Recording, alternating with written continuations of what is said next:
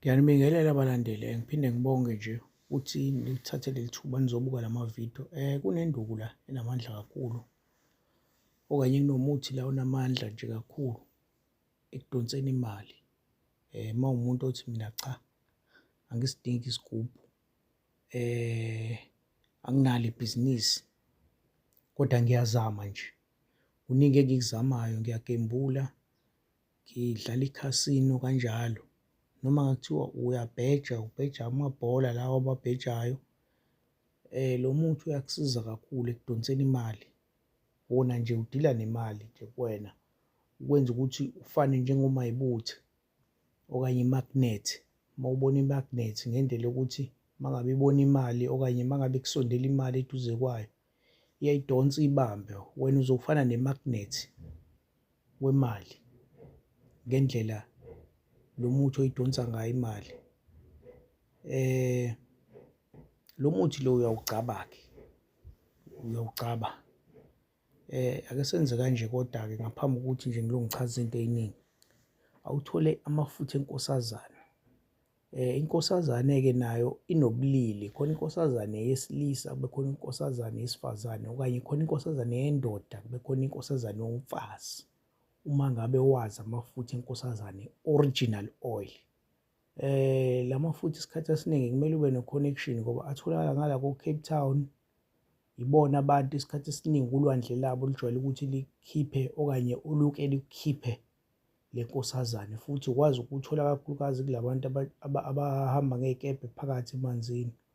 Uma ngabe unomuntu nje ose-Cape Town othi usebenza emkhumbini okanye ey'kebheni, uyakwazi ukuthi akutholele la mafutha enkosazane.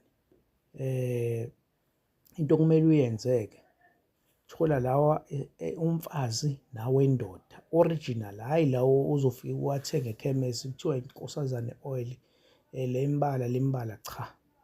Wona uma uwabuka nje, angazi futhi ngingawachaza kanjani ngoba ngelinye ilanga mhlawumbe ngiyonikhombisa wona kuyona ividiyo, nginibukise ukuthi abukeka kanjani. Amafutha nje ekufanele ukuthi ahlale uwabeke endaweni eseduze namanzi kakhulu uma ngabe uwabeka, ngoba le nkosazane kahle kahle ihlala emanzini, ithanda amanzi. Kufanele uhlale uwabeke eduze kwamanzi nje njalo ngesikhathi sonke nje bese eduze kwamanzi. Into ozoyenza-ke, usutholile inkosazane yesilisa okanye inkosazane yendoda, inkosazane yomfazi, amafutha. Thola isikhumba sikahalakavuma namafutha akhona original. Uyasazi-ke lesilwane lesi, angazi uzosithini kodwa nje sihamba phansi size sifane nogxamu, sinomsila nje omude, kodwa sona asifani exactly nogxamu ngoba isikhumba saso ngathi siyimpepho nje, ngathi siyaxebuka. Angazi uzochaza ngithini, kodwa-ke ngicabanga ukuthi mhlawumbe ngisho ungagugulisha ukuthi halakavuma, uzobona ukuthi isilwane esinjani leso. Ngifuna isikhumba sakhona, ngitholele uphisi wesikhumba sakhona, ungitholele namafutha akhona, ungitholele inkanyezi yezulu, ungitholele iphakama lolwandle, ungitholele inhlanhla emhlophe, ungitholele indondo yehhashi. Indondo yehhashi-ke khona enye into nje engazuthi lento le ngazuthi uma uyibuka iqinile ngathi yitshe, ngathi yitshe lento le, ngathi imnyamanyana uma uyibuka usihlephulile phakathi. Lonto le ebizwa ngendondo yehhashi, bazokwazi kodwa abantu abalaphayo la, angazi ukuthi elinye igama ebizwa ngani. Bese bakhona into ekuthiwa umhlapho wehhashi, khona lento le ephuma uma ngabe ihhashi lizala, likhipha lo mhlapho lo.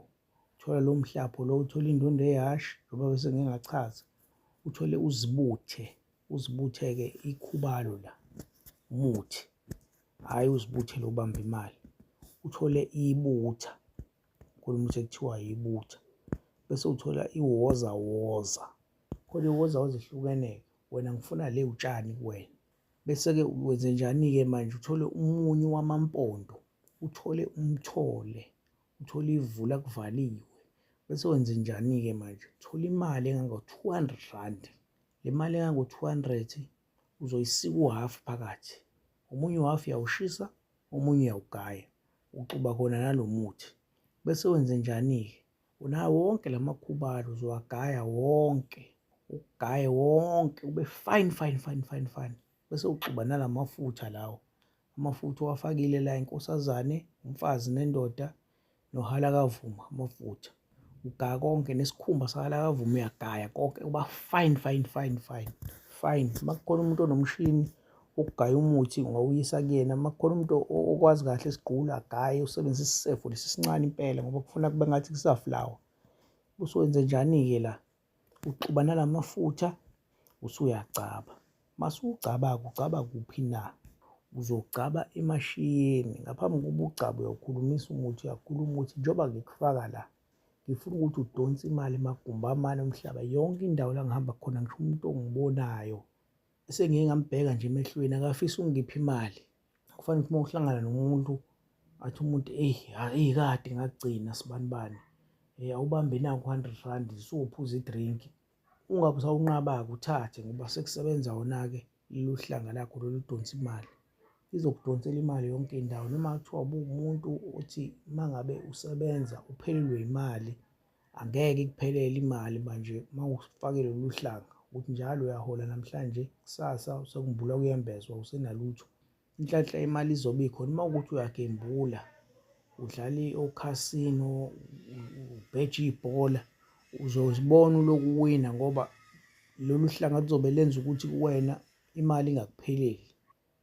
Uzogcaba ngenhla kwamashiya bese ugcaba nasezandleni zombili. Ugcaba ezandleni ngithi ugcaba-ke ngaphakathi kwezandla zombili bese ugcaba emashiyeni. Uma kukhona ongakuzwisisanga kahle suka ngo-WhatsApp ungibuze ku-WhatsApp noma ungasenda i-voice note nje ngiyothi uma ngithola isikhathi bese ngiyakuphendula okanye ufone. Uma engalibambanga kodwa ucingo ungadini ngoba ngumuntu ohlala ebhizi, kuyenzeka ungangitholi impela ocingweni nje uma uthi uyangizama. Okuphoqayo ukuthi uze ulinde ukuthi mhlawumbe okanye ulokhu uzama uze ugcine usungitholile. Okunye-ke cha sesisondele impela-ke ekuthenini ngiliqale le group ebengisho ku-WhatsApp le engizofundisa ngayo imithi kubantu laba abafisa ukufunda imithi ngoba kahle kahle la kaMkhulu Dumisa ibhuku lemithi okanye isikhwama uma ngikukhiphela nje sona sonke u-10,000 rand. Into ezokwenzeka-ke kuzokwenzeka kanjena-ke laphaya kubantu abazokwazi ukungena ku-WhatsApp okanye egruphini ka-WhatsApp ngenxa yokuthi umuthi angikwazi ukuthi ngikufundise wona nje ngale kwale nkomo le engiyishoyo u-10,000.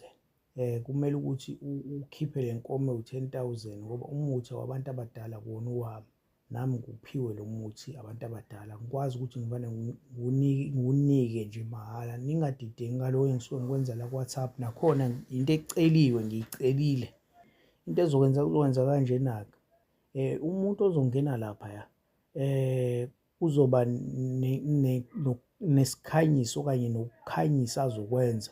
Lokho-ke ngisazobuye ngikusho kahle hle mase ngikhipha ividiyo eqondene nakho lokho ukuthi sengiyakuchaza ukuthi kuzokwenzeka kanjani. Kodwa abantu bakulindele ukuthi kuzoba kunemali abazoyikhanyisa njengoba kuzoba u-10 months okanye kuzoba iy'nyanga eziwu-10 nginifundisa. Kahle kahle nje kuzoba ukuthi umuntu ukhipha imali engango-1,000 ngenyanga kuze kuphele lo 10 months. Mina ngizobe ngimele ukuthi ngiyanifundisa wonke lo 10 months kuze kuphela lo 10 months usewuvuthiwe, awukho umuntu ongawazi. Uyangifonela uma ufuna ukungifonela, ngibambe ucingo lakho ungibuze, ngikuchazele kahle.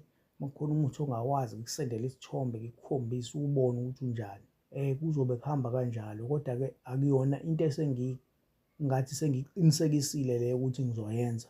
Njengokwamanje kusamele ukuthi kube khona nami engikwenzayo, umcimbi othile engikwenzayo kubantu abadala ngizwe ukuthi bavumelana kahle hle nayo lento noma bavumelani. Uma bengavumelani nayo senoxola futhi ngeke ngikwazi ukuthi ngiyenze, kodwa uma bevumelana nayo ngiyoqhubeka ngiyenze. Kuyobe ukuthi kusho ukuthi ngizongena nalabo engingena nabo. Uma ngingene nalabo mhlampe abawu-10 noma abawu-5 noma abawu-2 for lowo 9 months okanye for lowo 10 months ngiyongena nabo laba abawu-2. Angeke ngifake abanye mase ngiqale nalabo engiqale nabo. Usuku lokuthi uma ngithe siyaqala mhla ka-1 August kuyobe siyaqala mhla ka-1 oqhamuka mhla ka-2 August cha ngeke sikwazi ukumfaka ngoba ezinye izinto engizobe sengiyikhulumile uzobe sengesezokwazi ukuyibona, sekumele ngiloko ngiphinde nginkulumo endala into esengike ngayikhuluma ukuthi hhayi sike sathatha umuthi kanje kanje, cha. Uma ngithe mhlaka 2 siyaqala, sobe siqala sonke mhlaka 2 soze siyoqeda after lowo 10 months nalabo bantu laba esobe siqale nabo. Uma ube u-2 meyedwa uyedwa soze siqede naye emva kwa-10 months bese kuba ukuthi-ke sekuphelile-ke kube ukuthi sekungena abanye-ke uma kuwukuthi ithongo liyavumelana nokuthi kuphindwe kungena abanye. Uma kuwukuthi bese kokugcina lokho, okugcina futhi sekuphelile. Siyathokoza, uNkulunkulu ethanda ukusipha amandla, amen.